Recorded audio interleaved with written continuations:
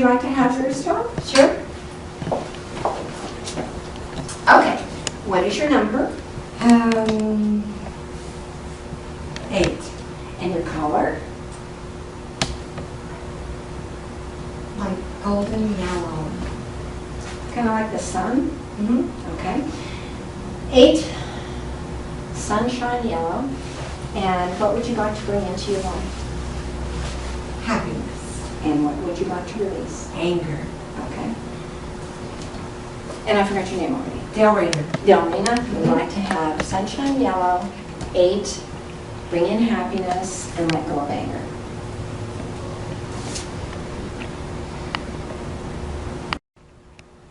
Once upon a time,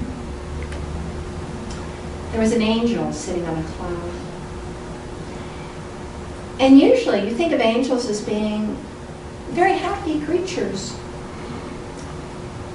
This little angel wasn't happy at all. She was very, very sad.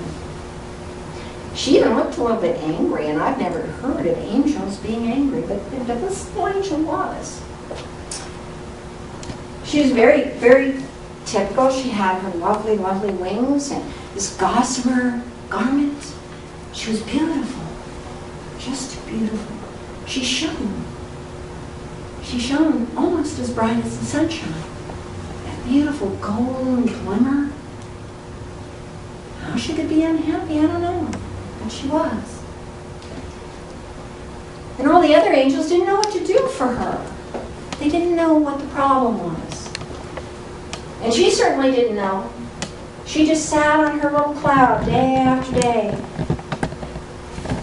looking down at the world and all the people in the world, and not knowing why she was unhappy. And she started to talk to her other angel friends and get their opinion and ask them, what's wrong? What should I do? Why am I so unhappy? I mean, I'm bright as the sun, and yet my heart feels as dark as the night. And they said, we really don't know. Perhaps you don't know what you're supposed to do. You don't know what your angelic purpose is. You don't know. And that's what makes you unhappy. And she said to them, she said, well, you know, maybe you're right. Maybe that's true. Maybe I don't know. In fact, I don't know. Now that you say it, and I think about it, I don't really have anything to do as an angel. I just sit here on this cloud, looking down at the world, seeing all the horrible things that are going on down there and not knowing what to do. So the other angels told her, well, you know what? The Great Spirit who is above us can help you with that. She said, well, what should I do? And they said, well, instead of just sitting here in this cloud, you just lay out, stretch out, and meditate.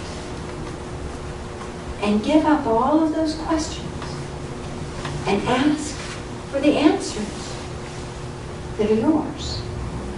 Not any other angel, but ask the Great One. What's your purpose? What are you to do? So she did that. She laid down on the cloud. She laid there and laid there. And she started to meditate. She actually became so light, she started to float above the cloud. She didn't realize it yet, that she wasn't on the cloud anymore, because she had her eyes closed, and it felt the same. But pretty soon, she was meditating. And she was kind of moving back this way and moving back that way. She very slowly floated down to the earth.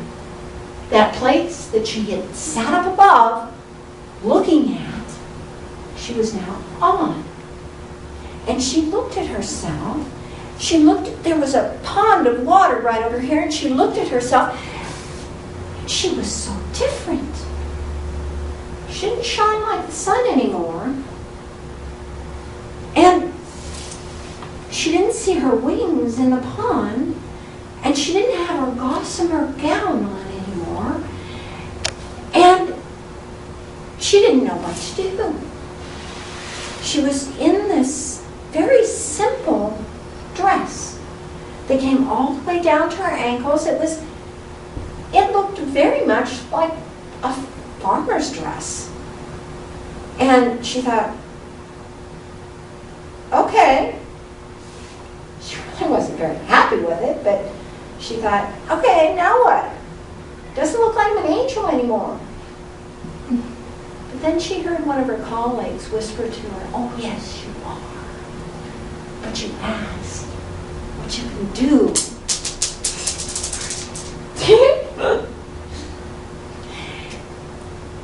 And a rock fell down out of the sky. And then another one, and another one. 8 of them. 8 rocks fell down out of the sky. And the other angel whispered, you pick each one of those rocks up. They're from the great one to you. When you hold it, you'll know what you're supposed to do for that rock. So she picked them all up and she put them in her pocket, except for one. And she held that one rock in her pocket and thought and meditated and sat next to the pond. And pretty soon, she started to think, well, I'm not getting anything done sitting here. I might as well walk down the road. So she got up, she started walking down the road, and she still had a rock in her hand. And as she walked down the road, she met a nice little girl playing in the meadow. And the rock felt kind of warm.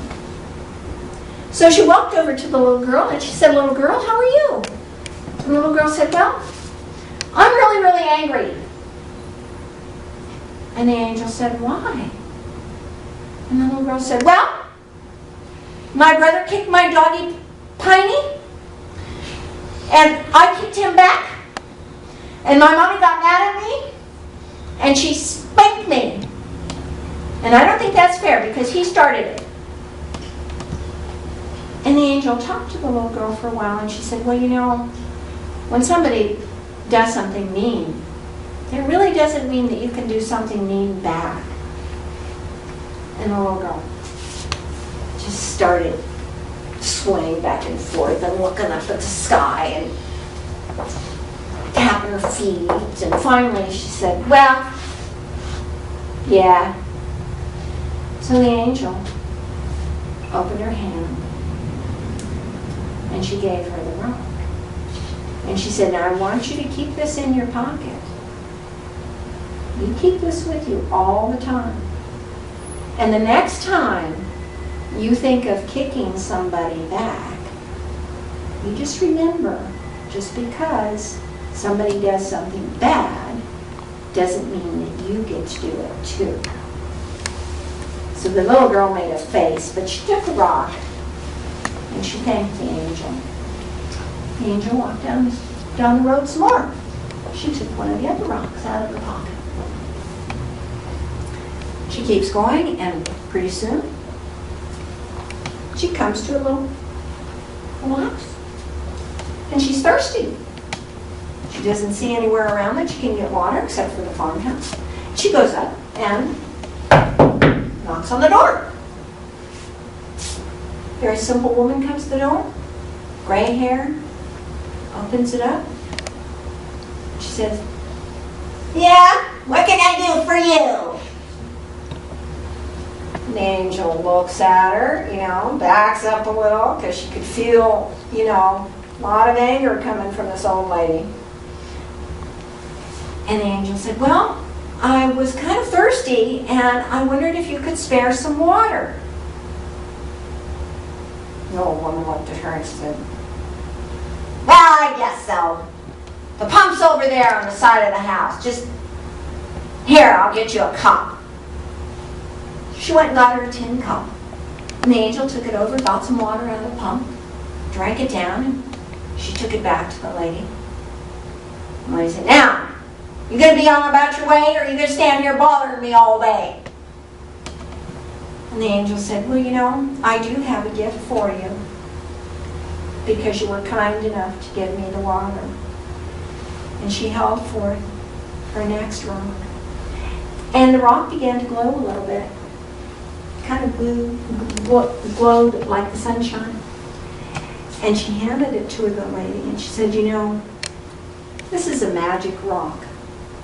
And you seem, is it fun being that way? And the lady said, no, I don't like it, but this is the way I am. And the angel said, well, you know what? You don't have to be. You can choose to be happy. And they had a long talk about what that meant. And when the angel was done and had given her her rock, the old lady actually smiled. But then she said, well, now get out of here. So the angel walked down the road, and she thought, well, I hope that she remembers. She had her rock to remind her. So she reached in her pocket, and she got the next one out. And she's getting into this now. You know, she's thinking, wow, this is really cool. I really feel like I'm doing something. And she found that every time she took a rock out of her pocket, she met someone that needed her. And as she helped them and gave them the gift of their rock, she felt good. She felt good. And by the time she got down to the last rock, she realized she'd found her purpose. And you know what she did? She asked the Great One for another 8 rocks. Thank you very much. You're welcome. That was terrific. Yeah, thank you. I love doing it.